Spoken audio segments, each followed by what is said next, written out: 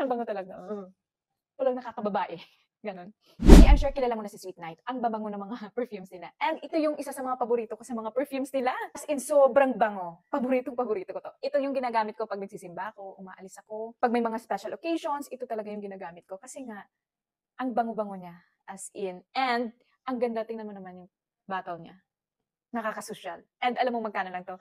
Nasa 200 plus lang. And totoo talagang long lasting. Kasi nga, nagamit ko to siya. Kunwari, pag umaalis kami, nagdi-dinner kami, kinabukasan, nandyan pa yung bango niya. Kasi hindi talaga siya nawawala. Ang gusto ko sa kanya, hindi siya masakit sa ilong. Ganun pa bango. Ito yung Omnia Amethyst scent nila. So, it has a combination of light, clean, sweet scent with a floral and woody notes. And ito pa naman talaga yung mga gustong-gusto kong mga scents. Kaya kung gusto mo rin, i-try to, naku, bumili ka na. Pagkatapos mong bilhin to, naku, sabihin mo sa akin kung hindi mo nagustuhan yung amoy niya. Of course, subjective naman yung bango.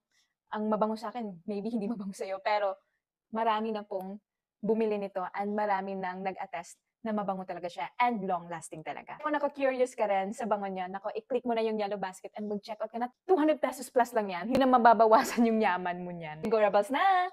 Bye!